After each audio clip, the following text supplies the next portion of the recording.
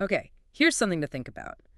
Are you so busy building a nest egg for the future that you might be missing out on truly living today? Hmm, What if the best investment you can make isn't really about money at all, but about experiences? that definitely makes you pause, doesn't it?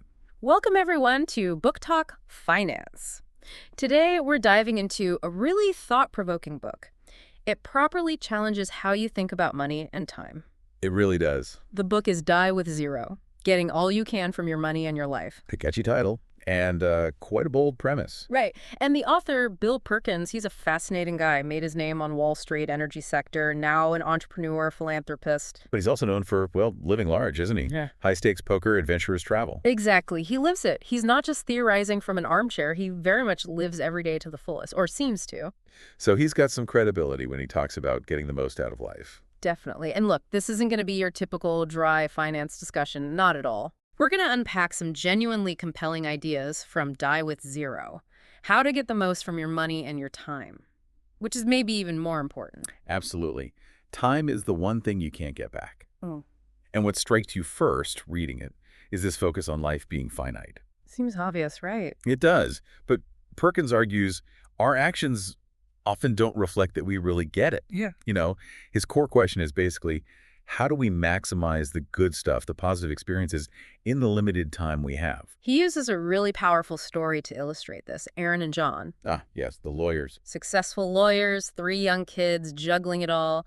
And then John, just 35, gets this diagnosis, a really rare aggressive cancer. Just completely out of the blue for someone so young, so healthy. That's what Aaron said. It's Yeah. terrifying. Yeah, a stark reminder. Aaron described the X-ray lit up like a Christmas tree. That phrase just sticks with you, shows how unpredictable life is. And the urgency it creates, suddenly the priorities shift dramatically. Totally. John couldn't work. Aaron had everything on her shoulders. Perkins, being an old friend, his first instinct was, stop work, focus on family time. He even offered money. But she was already there, wasn't she? Ready to leave her job. She was. They shifted focus completely, moved back to Iowa, spent John's remaining time just being together, park visits, movie nights, simple family stuff. The things that truly matter in the end. It's an extreme case, thankfully. Most of us don't face that kind of diagnosis so young. Right. Advanced clear cell sarcoma is rare. But the underlying point, Perkins says, is universal. Our time is limited. And let's face it, our physical abilities tend to decline as we age. So how do we make the most of the healthy years? That's the question. And this is where his background kicks in. The Yeah. engineer, the energy trader. Yeah, he sees it as an optimization problem. How do you maximize fulfillment and minimize regret given the constraints of a lifespan? It's very analytical. Right. It's not just philosophy, it's a strategy. But he's clear. Living life fully takes many forms. Absolutely. His thing is travel and poker, and he spends on that. But he's not saying everyone should play poker. No, the point is figuring out what brings you happiness, genuine happiness. Yeah. And then using your money deliberately to make those things happen. That deliberateness is crucial. Moving away from just drifting towards making active choices based on your values. What makes you tick?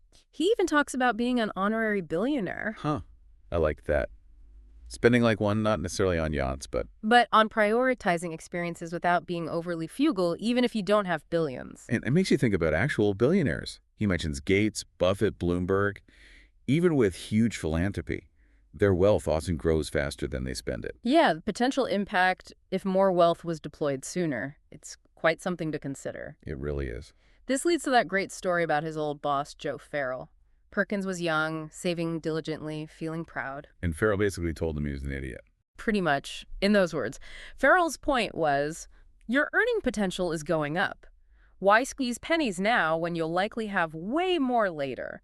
Enjoy this income reasonably. It's blunt, but it makes sense in that context. A real perspective shift for Perkins. Totally. And around then, he read Your Money, or Your Life. Ah, Vicki Robbins and Joe Dominguez. That book is powerful. The core idea. Money is life energy. Exactly. The hours of your finite life you trade for it.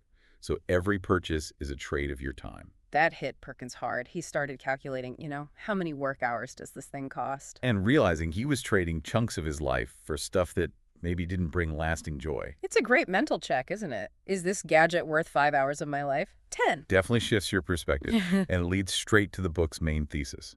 Your life is the sum of your experiences. That's the bottom line. The book came from trying to find the optimal way to spend your life energy. He even thought about making an app for it. Which brings us to the next big idea. Invest in experiences and do it early. Oh, the roommate story. Jason Rufo. This one's wild. So Jason's broke, living in a cramped apartment with Perkins. Yeah, very little money. And he decides, I'm taking 3 months off to backpack Europe. And the funding. A loan shark. Can you imagine? Perkins thought he was completely nuts, worried sick about him. Understandably, it sounds incredibly reckless. Perkins himself wouldn't have dreamed of it, But Jason just went. Comes back a few months later, still broke. but changed. Full of stories, memories, things money can't buy. And even with that crazy high-interest loan hanging over him, Jason said it was absolutely worth it. Priceless, he called it. Wouldn't trade the experience for anything. It shows the limits of pure financial logic sometimes, you know? Instinct, taking a calculated risk on an experience. Yeah. It can pay off massively in life terms. Yeah, Jason got lucky it worked out so well. But Perkins uses it to say, look, we can't always rely on instinct or luck. We need a more deliberate approach. Use data and reason to choose. Otherwise, you drift onto a default path. And maybe end up somewhere you wouldn't have chosen if you'd really thought about it. This connects so well to the story about his dad later in life. But that's very moving. His dad's health was declining, and Perkins gave him an iPad. Loaded with old videos, right? His college football days. Yeah, digitized memories. And his dad loved it. Spent hours reliving those moments, laughing. It really hit Perkins then. You retire on your memories.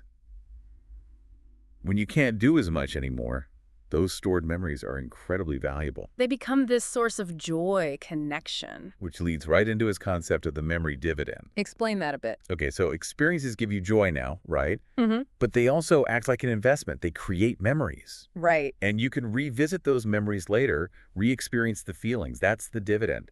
It pays out over time. Like hearing an old song or seeing a photo. Boom, you're back there. Exactly. And it compounds. You share the memory with someone, reminisce. And you create a new experience by sharing the old one. Precisely. The value keeps growing. He contrasts this with just focusing on financial return on equity. Yeah, the friend thinking about the vacation property in Central America. Fulfill. All focused on appreciation. And Perkins pushed him. Forget the money for a second. How often will you use it? What memories will you make there with your family? That's the real return. The return on experience. If you get years of great family time, stronger bonds, that's a win, even if the property value stays flat. Because the whole point of money ultimately is to have experiences. And those experiences provide their own return through memories. Okay, but the listener might be thinking, great, invest in experiences early, but I'm broke. Valid point. And Perkins addresses it. He's not saying spend money you don't have or go into debt like Jason did that was risky. Right. He points out that when you're young, you're often less jaded. You get huge enjoyment from low-cost or free things. Free concerts in the park, hanging out with friends, exploring your own town. Exactly. Things we sometimes overlook. You don't need a lot of money to build rich memories early on. Then there's the cautionary tale.